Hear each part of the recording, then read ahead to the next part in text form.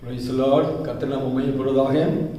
இந்த ஒரு புதிய நாளிலே ஒரு புதிய லோக சுவாத்தின் மூலமாய் உங்களை சந்திப்பதிலே மிகுந்த மகிழ்ச்சி அடைகிறோம். கர்த்தர் தாங்க ஒரு நாளும் நம்ம ஒவ்வொரு வார்த்தை மூலமாய் கர்த்தர் நம்மோடு பேசிக்கொண்டு இருக்கிறார். இந்த புதிய நாளிலும் கூட கர்த்தர் உங்களை ஆசீர்வதிக்க விரும்புகிறார். அது அப்படின்னாலே ஒரு வார்த்தை உங்களுக்கு சொல்லி நான் ஜெபிக்க விரும்புகிறேன்.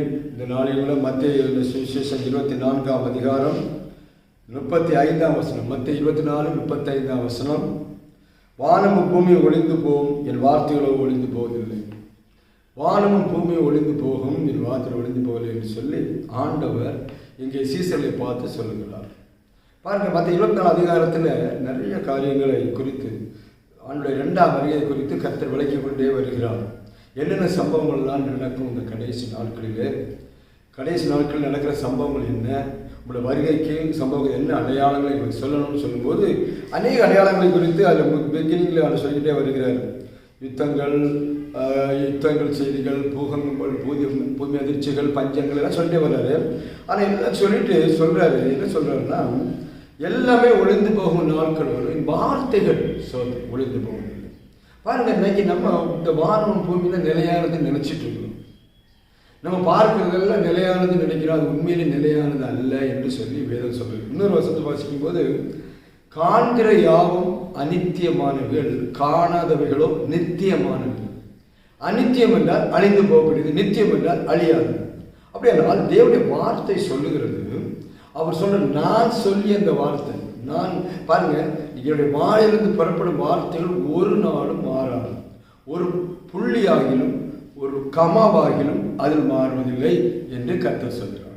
அப்படியானால் கர்த்தர் உங்களை பாருங்க, வார்த்தை எவ்வளவு மேன்மைப்படுத்தி இருக்கிறார்.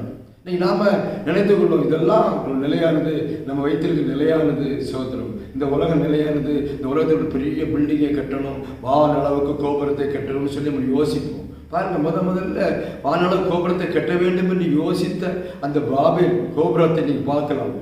ஆதியாகமத்தில் வாசிக்கும் போது பாபேல் கோபுரத்தை கட்டினவங்க கட்ட முடியாமல் போயிட்டாங்க. அங்கேதான் பாசைகள் தாறுமாறாங்க. அவர் நினைச்சாங்க, நம்ம அப்படியே பெரிய பேர் உண்டாகப்படுவோம், ஏன்னா இந்த உலகம் நிலையானதுன்னு நினைச்சாங்க. ஆனால் கர்த்தர் பாருங்க, வானமும் பூமியும் என்ன செய்யணும், ஒளிந்து போகும். நான் பார்க்குற இந்த வானம், இந்த பூமி பாருங்க, நீங்க பார்க்குற யாவும் ஒரு நாள், பேதர் சொல்லும்போது இது அழிவுக்கு முன்பாக காக்கப்பட்டிருக்கிறது. இந்த நாளுக்குள்ள காக்கப்பட்டிருக்கிறது, ஒரு நாள் அழிய போகிறது என்று சொல்லலாம். இன்றைக்கு நாம் எதற்கு முக்கியத்துவம் கொடுக்கிறோம்? தேவன் ஒரு வார்த்தை சொன்னால் அது சொன்னபடி ஆகும், அவர் சொல்ல ஆகும், அவர் கட்டில் நிற்கும் என்று வேதம் சொல்லுகிறது. அருமையான அருமையானது, இந்த அருமையான காலை வேளையிலே கர்த்தர் உங்களோடு பேசுகிற ஒரு காரியம், உங்கள் நம்பிக்கை எங்கே வைத்திருக்கிறீர்கள்? உங்கள் நம்பிக்கை சிலவங்க நிறைய பணம் வச்சு நான் லாக்கரில் வச்சிருக்கிறேன், எனக்கு அது என்ன காப்பாற்றும், இப்போ நகையெல்லாம் லாக்கரில் வச்சுருக்கிறேன், இன்னும் சொத்துலாம் நிறைய டாக்குமெண்ட்ஸ் எல்லாம் வச்சுருக்கிறோம், நிறைய வாங்கி போட்டிருக்கிறோம் அப்படின்னு. சிலவங்க இப்போல்லாம் சந்திரமண்டலத்தில் மார்ஸில் மேலே தான் வாங்கிட்டு இருக்காங்க நிலமெல்லாம். ஏன்னா இங்கெல்லாம் இப்போ அழிஞ்சு போயிடும், பூமி ஒரு நாள் அழிய போது தெரிஞ்சு போச்சு, அதனால மேலே போயிடலாம், எஸ்கேப் ஆகிடலாம்னு சொல்கிறாரு. ஆனால் வசனம் என்ன சொல்லுது, நீ சந்திரமண்டலத்தில் போய் கூட கட்டினாலும் அங்கே இருந்து அவனை விளத்தள்ளுவேன்னு நான் சொல்கிறார். வசனங்கள்லாம் இருக்குது, நிறைய காரியங்கள் பாருங்க. மனுஷனுக்கு பூமி தான் சொந்தமாக ஒரு வசிக்கும்படி கொடுத்தார், ஆனால் அது நிரந்தரம் கிடையாது. இன்னைக்கு நிரந்தரம் இல்லாததை நான் நம்பிக்கொண்டு இருக்கிறோம். வசனத்தை விட்டுறோம். இன்னைக்கு வசனத்தை மட்டும் பிடிச்சிங்க, அவர் என்ன சொல்றாரோ அது நடக்கும். நாம சொல்றது, நம்ம நினைக்கிறது நடக்க. சிலர் நினைக்கிறோம் இது அப்படி ஆகலாம், இப்படி ஆகலாம், அப்படி யோசனை பண்ணணும். அதெல்லாம் நிலையானது அல்ல, அதெல்லாம் கற்பனை உலகத்தில் இருக்கிறோம். கற்பனை உலகத்தில் இருக்கிறோம். நிஜ உலகத்துக்கு வரும். நிஜ உலகம் பாருங்க என்ன தெரியுமா, இந்த உலகம் வானமும் பூமியும் ஒளிந்து போகும் என்று சொல்வார். அருமையானவர்களே, இந்த வானத்திலும் பூமியிலும் சில வானங்களும் ஒளிஞ்சு போயிடும், சுருட்டப்பட்ட பாய் போல போயிடும் சொல்லப்பட்டிருக்கு. இந்த கால வேளையில நம்முடைய நம்பிக்கை எங்கே இருக்குது? பணம் மேலே, சொத்து மேலே, சுகத்தின் மேலே, ஜனங்கள் மேலே, சொந்தம் மேலே, பந்தம் மேலே, தாய் மேலே, தகப்பன் மேலே. அவங்க எல்லாரும் ஒரு கை விட்டுருவாங்க. தாய் தகப்பன் தான் இந்த முதல் தெய்வம்னு சொல்றோம். அன்னை பிதாவும் முன்னறி தெய்வம் உண்மைதான். ஆனால் அவங்களுக்கு கைவிட வேண்டிய சூழல்கள் வரும். சுனாமி வந்த பொழுது பாருங்கள், அந்த வேளாங்கண்ணிக்கு போகும்போது நிறைய ஜனங்கள் அங்கே வேளாங்கண்ணி இருந்தாங்களாம். அப்பொழுது குடும்பமாக போனவங்க அது தப்பி வந்தவங்க சொன்ன விஷயம் அது. போனவங்க தண்ணி அப்படியே சுட்டிட்டு போகும்போது என்ன பண்ணுறாங்க, ஒரு புருஷன் மனைவி பிள்ளை, அவன் என்ன பண்ணலாம், மனைவி பிள்ளையை தள்ளிட்டு ஓடி வந்திருக்கான். தள்ளிட்டு தன் உயிரை காப்பாற்றிக்கணும்னு ஓடி வந்திருக்கான். பாருங்க, அந்த பிரச்சனை வரும்போது தான் உயிரை காப்பாத்தானு நினைப்பாங்க. அது பிழைத்துக் கொள்ள வேண்டும். ஆனால் எல்லாமே அழிந்து போகணும்னு ஆண்டவர் சொல்கிறார். உலகத்தில் எது மேல் நம்பிக்கை வைக்காதீங்க, எது மேலேயும் உங்கள் ட்ரஸ்ட்டை வைக்காதீங்க. வசனத்திற்கு மேலே அழியாத வானமும் பூமியும் ஒரு நாள், பாருங்க, வானமும் பூமியும் ஒளிஞ்சிடும். அந்த வார்த்தைகள் கர்த்தர் சொன்னது சொன்னபடி ஆகும், அவர் சொல்ல ஆகும், அவர் கட்டில் நிற்கும் என்று சொல்லப்பட்டது. இந்த காலையில் எதை நம்புகிறீர்கள்? ஒரு நம்பிக்கை எங்கேயும் வைத்திருக்கிறீர்கள் அன்பானவர்களே. ஒரு நாள் ஒரு லோக சுவார்த்தை சொல்லிட்டு இருக்கு. எதுக்காக தெரியுமா?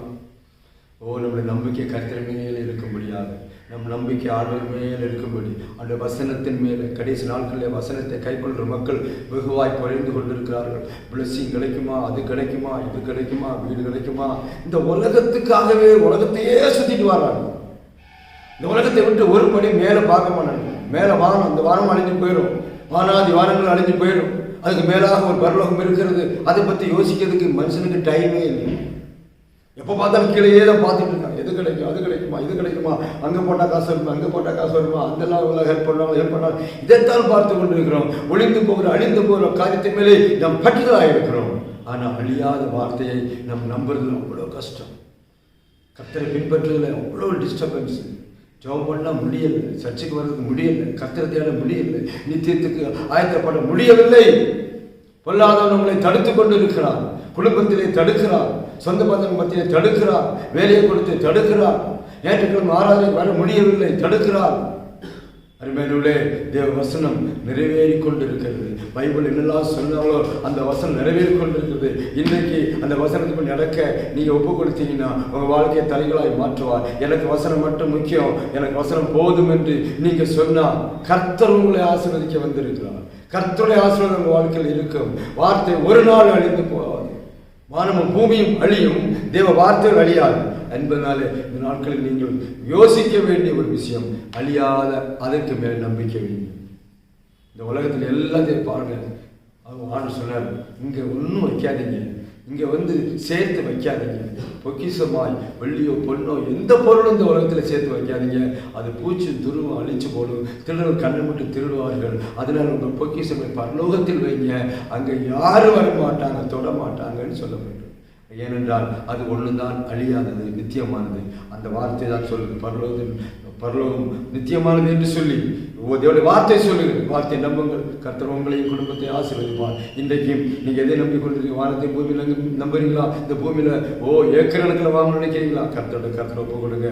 அதெல்லாம் வேண்டாம். உங்கள் ஆத்மாவை காத்துக்கொள்ளுங்கள். உங்கள் ஆத்மா நித்திய ஜீவனுக்காக ஆயத்தப்படுத்துங்கள். இதோ வெகு சீக்கிரமாக பயங்கரமான காரியம் நடப்பிக்க இருக்கிறது.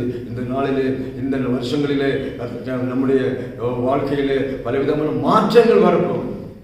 நம்ம எல்லாம் சந்திக்க ரெடியாக இருக்கிறோமா? ஒப்பு கொடுக்கலாமா?